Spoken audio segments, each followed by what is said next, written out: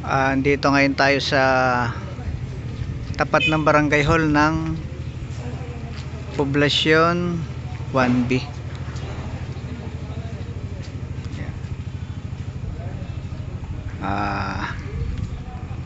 Dito nangyari yung sa pelikula ni Mayor Gulapa na nakadrone niya ng barilan yung isang police officer at namatay yung isang police officer.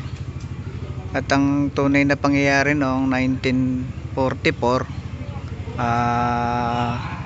May 24, 1944 ay pinuntahan ni Lohiong Kawaling at Isidro Angeles si Mayor Gulapa doon sa kanilang bahay sa Kaingin. At sinabi nga na may naglalabas ng palay papuntang Batangas, nasugpo. At ayaw pumayag naman ng asawa ni Mayor Gulapa na pumunta dahil wala naman siya sa tungkulin ng panahon na yon, at siya isa lamang leader guerrilla. Sa pagpunta ni Kawaling at ni Angeles ay siya ay nagpunta. Ang sinabi niya sa kanyang asawa na si Nati ay nagugutom ang bayan, dapat puntahan. At nung panahon ngayon ay nagkaroon ng rice shortage dahil panahon nga ng gera ng Hapon, at yung mga palay syempre tinatago ng mga ilang may kaya sa buhay, at syempre nga ay nagkaroon ng rice shortage at kulang ang mga ani. Ngayon na nangyari ay pinuntahan niya ang lugar na ito, at naandun nga ang isang police officer na nakabantay dito sa may lugar na ito kung saan nakatambak, naka-standby yung mga palay at bigas na dadalhin nga doon sa Nasugbo sa Batangas, dadaan sa Patungan, Bayabangka, doon dadaan sa may hagdan-hagdan dyan sa ibaba. Nagkaroon ng konfrontasyon yung police officer at si Sinyo, at sinabi nga ni Sinyo na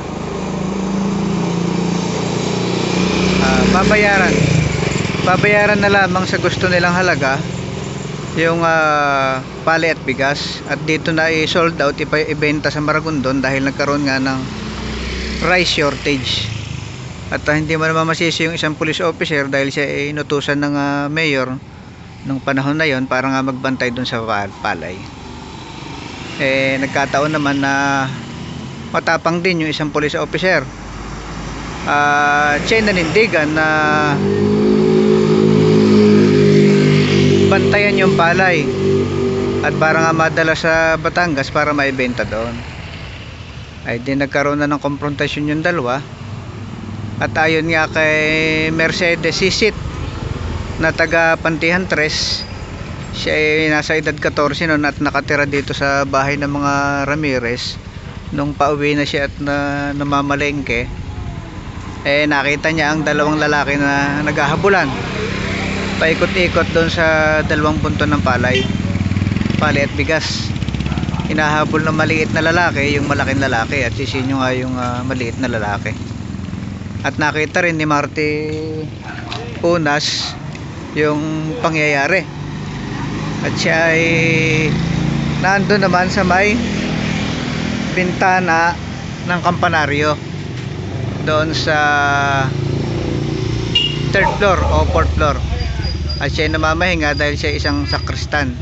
Nakita ni Marty Unas na unang bumaril nga yung police officer, at si Sinyo ay natumba, at sa pagkakatumba naman niya ng tihaya ay agad tumilapon dahil maliit nga siya. Agad namang bumangon at binunot ang kanyang baril at binaril niya yung isang police officer. At ayon naman sa sulat ni Judge Narvaez ay ang baril na ginamit ng police officer ay disabog o shotgun na ang brand ay Browning, yung gawa sa Amerika. At sa Sisinyo naman ay pistol ang dalang baril. At yun nga, at totoo nga yung nasa pelikula na sinabi ng police officer nung siya may tama na, nung pumunta na ang asawa dito sa lugar, ay huwag ididemanda si Sinyo dahil isang maginoong labanan ang nangyari. At sinabi naman ni Sinyo yung mga kataga doon sa police officer na sayang ka, tayo sanang dalawa magkasama, dahil napatunayan nga niya na matapang yung police officer. At ganoon nga nangyari, hindi na nga nailabas ang palay sa Maragondon, at dito na nga nanatili sa Maragondon, hindi na nadala sa Batangas pa. Dito nangyari yon sa tapat mismo ng barangay hall na ito. At lapit tayo dito sa sa may hagdan.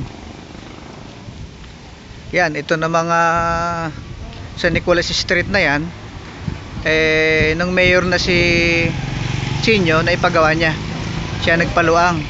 At yung may isang residente pa nga dyan na may tanim na langka, ay ayaw niya na ipaputol yung langka dahil hitik sa bunga. At wala rin nagawa nung sinabi ni Sinyo na kailangan na putulin ng mga kahoy para mapaluang ang kalsada para sa paglilibing doon sa tinatawag na kampanaryo at para lumuwang ang kalsada. Ito na mga hagdan-hagdan na ito, magandang hapon na, ay ayon kay Mrs. Badota ay ipinagawa noong ipinagawa yung hagdan panahon ng Mayor Teodoro Angeles para doon sa mga residente ng Pinagsanhan, kasi ang labas nitong Pinagsanhan ay ilog. Ang labas nitong hagdan-hagdan nito ay sa Pinagsanhan, ilog, baryo ng Pinagsanhan doon. At tinalakay nga rin natin noong nakaraan na dito nga sa lugar din ito idinaan si Gatander si Bonifacio, buhat doon sa kumbento noong Mayo 1897, kasama si Andres Bonifacio at ang kapatid na si Procopio. 1908 hanggang 1911 nag-mayor yung Teodoro Angeles, at yun yung mga panahon na pinasimento ito. Okay.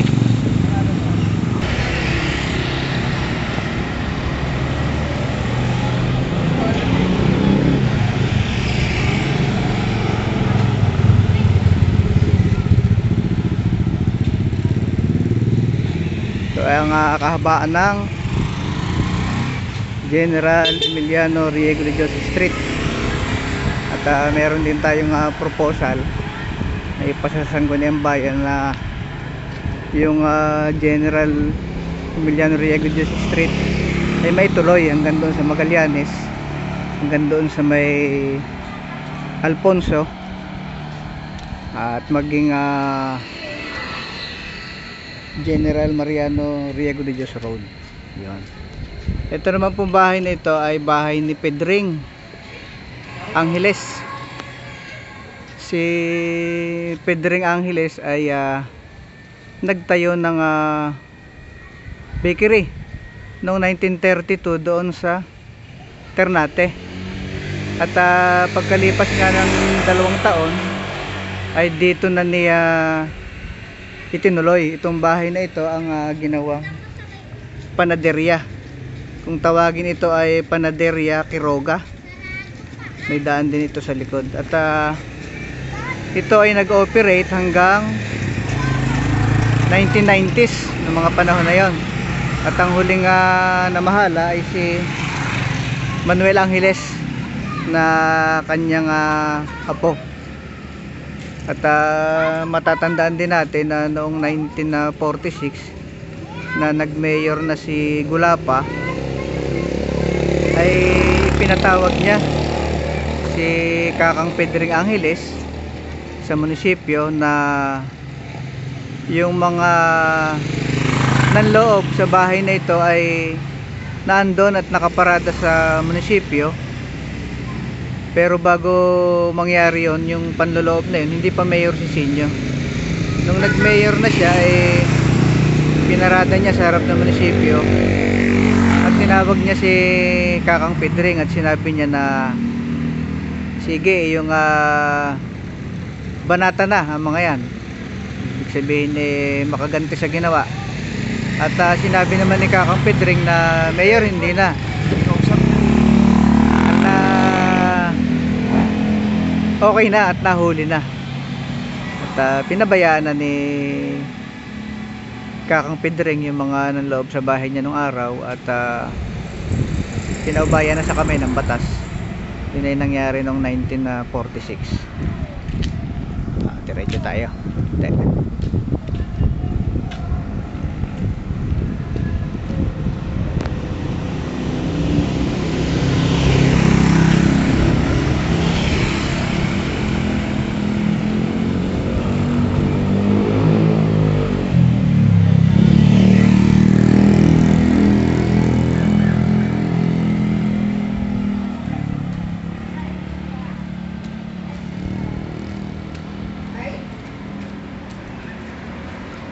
Ito naman pong lugar na ito ay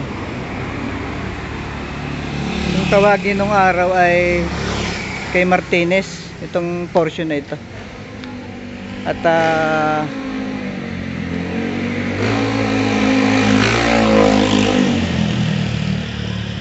nagkaroon din dito ng bakery. Ang namamahala naman ng bakery ay yung pamilya ng Entong, yung pamilya ng mga Entong Angeles na tumira doon sa Bacoor. Mas nauna yung bakery ni Pedring. Yung kay Pedring yung yung pangalawa. At ito sumunod. At nung araw nagkaroon din dito ng barbershop. Ang manggugupit naman si Mang Andoy. At itong lugar na ito ang sentro ng kalakalan dito sa Maragondon nung panahon na 30s, 40s, 50s, 60s.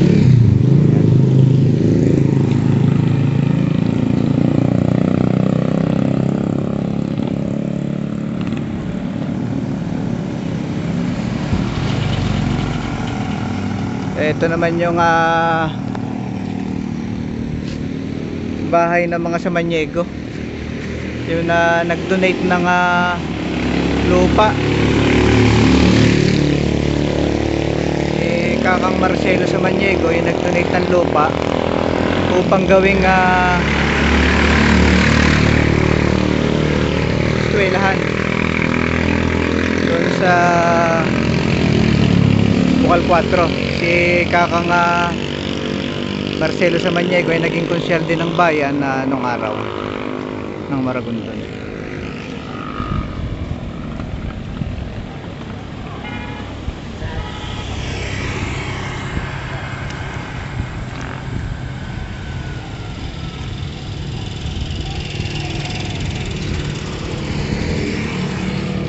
Itong bangko naman dito sa corner ng Riego de Dios Street at Captain Aurelio Street ay pinagawa noong mga panahon ng 1964. So meron na siyang ngayon ni 2024, 60 years na ang edad ng bangkong ito dito sa Maragondon.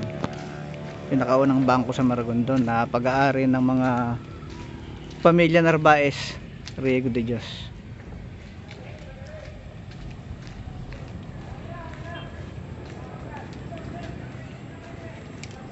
Okay, hanggang dito muna tayo sa sa panulukan ng Kalye Aurelio at Kalye Riego de Dios, Looban 13.